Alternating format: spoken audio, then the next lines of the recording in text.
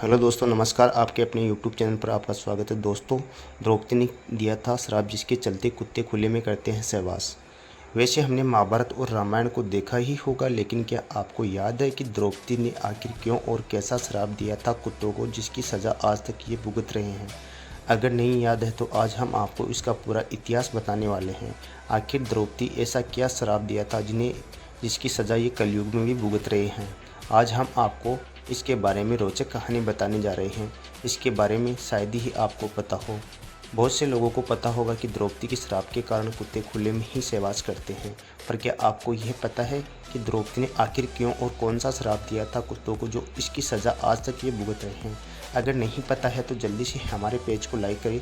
तो आज हम आपको इसका पूरे इतिहास बताने वाले हैं। आखिर द्रौपदी ने ऐसा क्या श्राप दिया था जिन्हें इनकी सज़ा कुत्ते कलयुग में भी भुगत रहे हैं? आज आपको इस बारे में रोचक कहानी बताने जा रहे हैं, जिसके बारे में शायद बहुत ज़्यादा लोगों को पता हो। टीवी पर आपने महाभारत तो देखी ही होगी, अगर नहीं देखी हो तो हम आपको इसका पूर्ण महाभारत बता देते हैं। बता दें कि आज की कहानी में इसी महाभारत में से है। कहानी की शुरुआत द्रौपदी विवाह से होती है। अर्जुन द्रौपदी से विवाह कर उन्हें अपने घर में लाए तो माँ कुंती ने अनजाने में यह कह दिया था कि जो भी वो लाया है उसे सभी भाई बराबर में बांटकर इसका उपयोग करेंगे, और इसी वजह से पांचों भाइयों को द्रौपदी ने विवाह करना पड़ा। दरअसल हकीकत सत्य से कहीं ज़्यादा है और आज हम आपको बताएंगे। वैसे आपको पता ही है कि जब सब भगवान महादेव का रचा हुआ खेल था।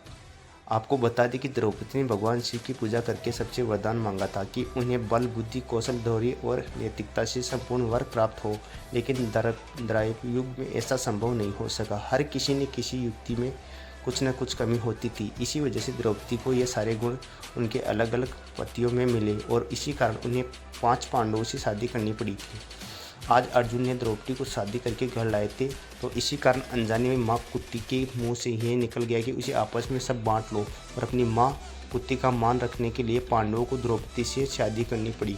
और इसके बाद पांडवों में ये निर्णय लिया कि प्रत्येक वर्ष की किसी भी एक पांडव के साथ अपना समय व्यतीत करेगी, और जो कोई भी इस निर्णय का दुरुपयोग करेगा उसे 1 वर्ष तक वनवास जाना होगा। और जब भी द्रौपदी किसी पांडव के साथ अकेले में समय व्यक्त कर रही होती है तो दूसरे पांडव को उसी कक्ष में आना वर्जित था। इसी दौरान ऐसी घटना घटित हो सकती है, वजह से कुत्ते को यह श्राप मिला कि सहवास करते समय उनको पूरी दुनिया देखेगी। पांडवों ने नियम बनाया था कि जब भी कोई पांडव द्रौपदी के कक्ष में जाया करता था तो उसे अपनी पादुकाएं द्वार पर उतार दिया करता था, ताकि उसके भाई पादुका देख कक्ष में प्रवेश न करे। परंतु एक बार जब अर्जुन अपनी पादुका प्रवेश द्वार के बाहर उतार द्रौपदी के संग प्रेम प्रसंग में लीन थे, तभी द्वार पर एक कुत्ता आया और खेल खेल में उस कुत्ते ने अर्जुन की पादुका उठा ली। उसे लेकर वो आपस में जंगल में जाकर उसके साथ खेलने लगा। उसी दौरान भीम अपने कक्ष की ओर प्रस्ताव कर रहे थे। उन्होंने देखा कि द्रौपदी के कक्ष से बाहर कोई पादुकाएं नहीं है और वह द्रौपदी के कक्ष में प्रवेश कर गए। इसी तरह भीम ने भी अपने कक्ष में देख काफ़ी द्रौपदी शर्मिंदा हो गई और बहुत ही क्रोधित होते हुए उसने भी भीम से कहा कि उसने कक्ष में प्रवेश कैसे किया, जबकि अर्जुन उसके कक्ष में है। इस पर भीम ने बताया कि बाहर कोई पादुकाएं द्वार पर नहीं रखी है। दोनों भाई कक्ष के बाहर और उन्हें पादुकाएं खोजना शुरू कर दिया। ढूंढते ढूंढते वे पास के जंगल में पहुंच गए।